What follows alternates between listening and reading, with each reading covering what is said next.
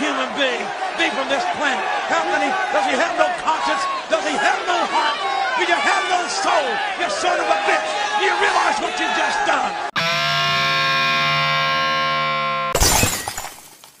Hey, what's up, y'all? My name is Millennial Smark, and I'm bringing you the slop, the whole slop, and nothing but the slop. Unfucking believable. Unfucking believable, man. So, let me get this straight. Let me get this fucking straight right now, real quick. And here I thought it would have been enough. The tier list would have been enough to suffice the reasoning as to why I didn't want to make a direct video about Triple H and R-Truth and all this other kind of shit. I thought that would have been enough to suffice the situation, because I thought maybe we can take an objective look at what Triple H has been doing with the overall roster, including R-Truth. I thought that'd be a broader discussion overall. Nah, man, this deserves its own topic now. This really does deserve. This is bullshit. Like, really. That whole skit with Cena and R-Truth backstage, that was a shoot. They really are insulting our intelligence with this bullshit now. Like, come on, man. Come on. They are actively insulting our intelligence right about now, man. Are you serious? So, please, tell me. There are multiple things that I don't really understand the point of now. Really, what the fuck? What the actual fuck? So, like, what was the point of the Cena heel turn now? What was the point of the Cena heel turn, bro? Bro, what the fuck? And then you have R-Truth essentially revert back to R-Truth. This man cut off his fucking hair, bruh. He cut off his fucking hair. We had a whole fucking campaign. A whole entire fucking campaign dedicated to this shit. We thought R-Truth was going to come back and be a main eventer. Not that I actually care, necessarily speaking, but I thought there was a story there. I thought, okay, R-Truth's going to revert back to being a serious character from TNA. He's going to revert back to his NWA, his persona. He's going to be taken seriously, okay? Cool, I can fuck with that. I want to see a story out of that. Never did I ever advocate for him to be a main eventer. Never did I advocate for him to be a world champion. But I wanted to see the story. I wanted to see the plot. And he comes back. He doesn't have a program necessarily with John Cena. They blow it off on an episode of SmackDown. Okay, this is to give heat to John Cena's heel character.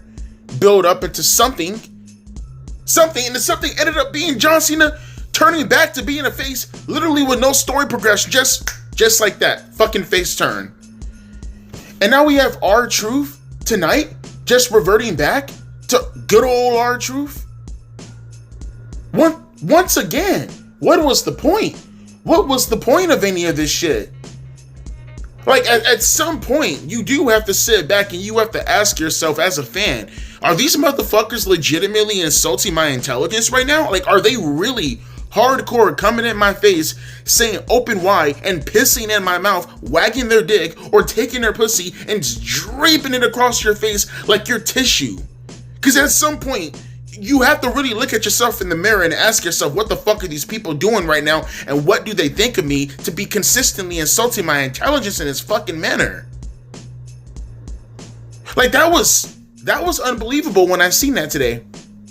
I didn't even watch SmackDown Live. I was busy. I ended up seeing a clip afterwards. I saw the clip, R-Truth backstage with John Cena, doing the whole little mime mirror reflection pose thing. Talk about, oh, you're really back. Well, if you're back, I'm back. Are you fucking kidding? Then you have John Cena responding back with, oh, well, you didn't know? Well, you better call somebody, because that was actually you the entire time, acting goofy for the past 5 months. Talking about this and that and what you're gonna do and turning heel and all this. No, that was you, R-Truth. I seen a post. Of R-Truth, and it was him and I think the Street Profits and Carmelo Hayes or something like that. I can't remember verbatim who were the people involved in that profile or whatever the hell he was posting. And he said something like, it's our time, or we're driving now, or we're in control, or some shit like that. And I seen that post and I said to myself, oh, that's good. I want to see that. That looks dope as fuck. Gives a lot of people chances. Has a story right there written for. I want to see that. They got me hyped up wanting to see that shit. And then you just You just piss it all away. For what? For what? I don't get it. What is with wrestling nowadays, bro? Like, are they just like allergic? Are they allergic to storytelling? Are they like dead ass allergic to storytelling? That all of that was money printed on the fucking table. All of that right there. I don't even know the justification behind this, man. Really, you take these things and it's like, you really have to look at them really, really well, and you have to ask yourself, like, what the fuck is going on here, man? You kept R-Truth on ice for how many weeks now? This man came back to extreme fanfare, and this is not legitimately a discourse surrounding necessarily about R-Truth. It's the mindset, it's the mentality that has me just legit like face palming myself and just staring into the darkness, asking myself, why the fuck do I keep doing this to myself, man? I swear this is like an abusive relationship, bro. Professional wrestling and me, bro, this is an abusive relationship. This is ridiculous, man. How the fuck do you have all that fanfare? You have all these people venting and crying and bitching and groaning and moaning. You had R-Truth legitimately go viral with his post about his release. You do that finish at Money in the Bank. All of this stuff, everybody hyped the fuck up. You had a story in the palm of your fucking hands. And you throw it all away. You crumple it up. You shoot it into a basketball hoop. You fucking miss on top of that. You brick shot and you throw it all away. And it was for nothing. For nothing. For nothing. See, people can sit back and they'll try to justify this with, oh my god, all the fans do is complain and whine. Oh, you guys are complaining and whining. You bootlicking motherfuckers. Shut up. You're a part of the fucking problem. You're the one that keeps enabling them to do the stupid shit. How the fuck? No one is necessarily coming after the WWE. You know what? Fuck that. Yes, I am coming after the WWE brand, because literally you are going to go out of your way to make people pay $30 for a subscription that we are now currently paying $5 for. You are going to go out of your way to even to have the audacity to discuss a 2-night WrestleMania, and then go out of your way and say we should have another event. Another WrestleMania event for 2 nights in fucking Saudi Arabia. You're doing all these plannings. You're trying to milk your fans, which essentially at this point, I'm sorry, it's a fucking scam. It's a fucking scam. You're scamming us. It's a scam to give us a product that you know is dog shit, and expecting us to pay money for it. More money for it. 6 times more money for a dog shit product. And here's the thing. You can justify the $30. You absolutely can. Like I said, the subscription fee for the most part is twofold. Either A, somebody pays that subscription fee and they get more content if they like the platform that is being based on, or B, we go back to the original pay-per-view format like we were going through about 10 years ago. But here's the thing. You're still paying $20, depending if you got an HD, $30 less than what you were paying for that pay-per-view today. If you so choose to pay for the monthly subscription and you use the monthly subscription just to watch the pay-per-views, you can justify that. You can still justify that. All you have to do is give us a good product. This is not some bullshit consumer grocery projection that we're looking at right now, where you come up with a product and then you say to yourself, golly gee willikers, I hope the fans actually accept what we're actually putting out there for the consumer. What we really hope our audience, we really hope our customer base likes what we're giving out for them to consume. You have to hope your innovation actually seeps into the consciousness of mainstream society, from labeling, from commercializing to the actual product being good, in order to have a success, in order to net a profit. With wrestling and WWE, you have a retarded fan base already in place. They're just there waiting. They are waiting for you to give them a good product.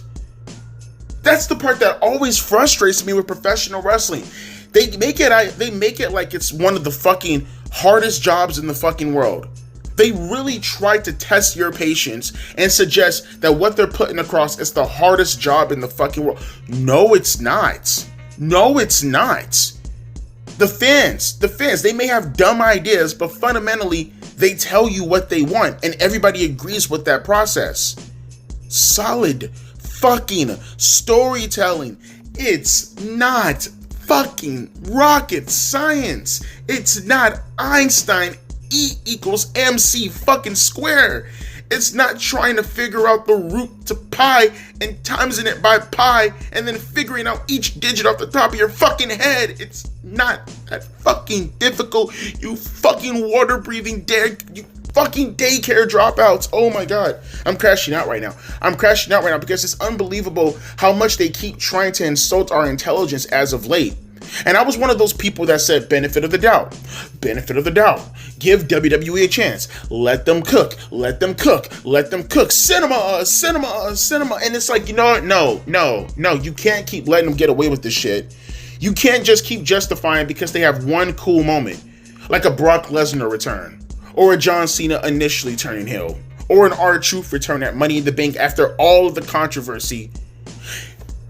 At what point do you have to tell yourself that the moment in itself still has to have a conclusion?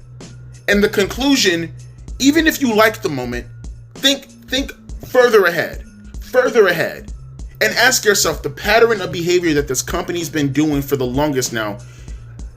Ask yourself, after looking further and further ahead, consistently, what is always the end result? Every fucking time. Disappointment after disappointment after disappointment, to the point where I feel like when they do these returns or they do these surprise turns, as far as like face to heel or heel to face, like it almost feels like some weird gaslighting mechanism, right?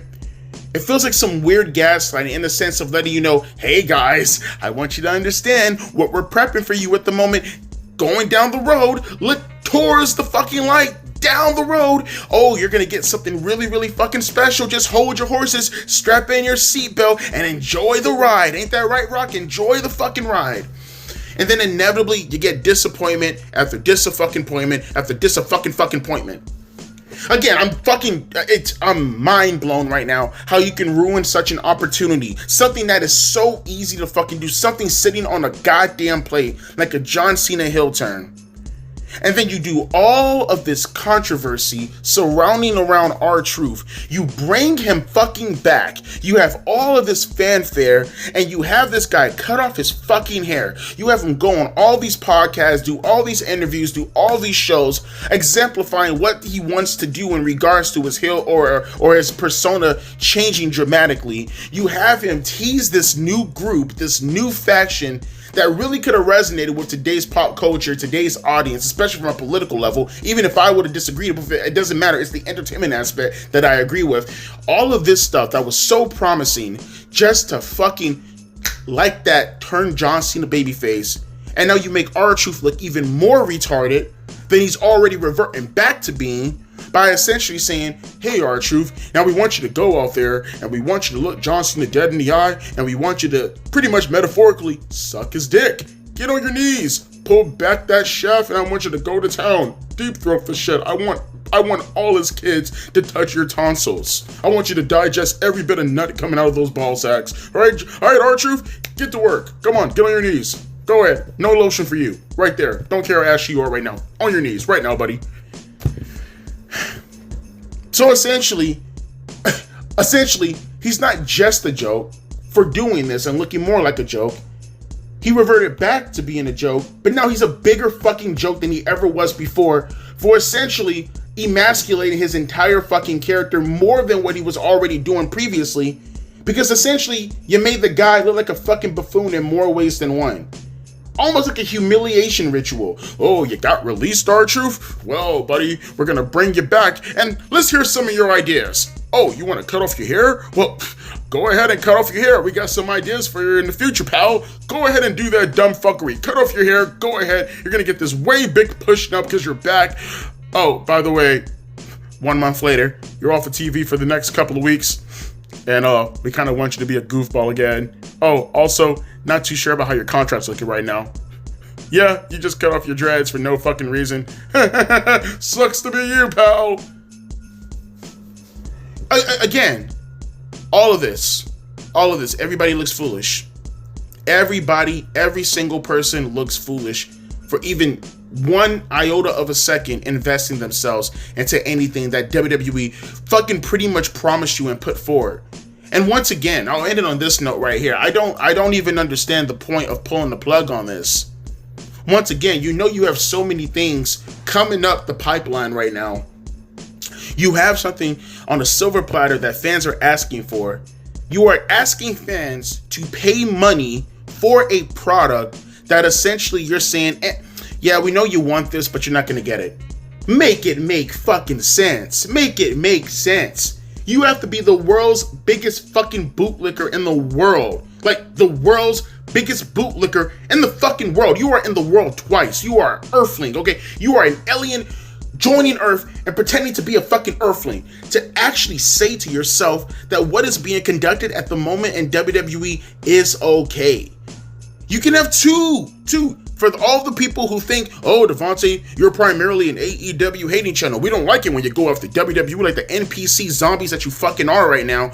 You can have two resonating issues and still say that both of those issues separately are dog shit.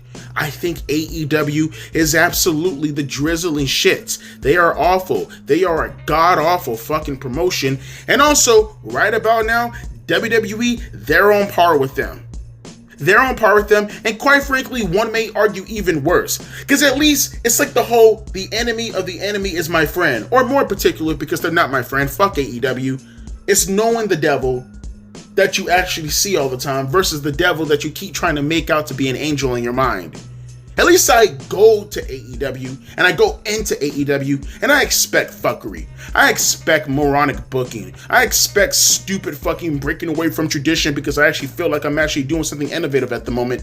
I expect that from AEW. From WWE though, from WWE, you have one thing that differentiates yourself from AEW at the moment, and that is the moment. That's tailoring a story to fit the moments. And this is just, again, insulting one's intelligence, man. How many times do you have to get spit in the face of before you wipe that shit off and you stare back at that person's face and you spit back in their face? At what point do you actually stand up for yourself and you say, what the fuck are we doing here? This is dog shit. You know what you were doing. Don't ask me to plunk money into what you want to do going forward when you can't even do the simplest tasks that I ask of. I'm not even asking for you to really meet my needs in regards to storytelling. This happened. You put this as a priority, So make something out of the priority that we all chimed for. And if you can't do that, then don't ask me for more money. Don't put forth things that are making you seem out to be greedy when you're not even willing to do the fucking bare minimum.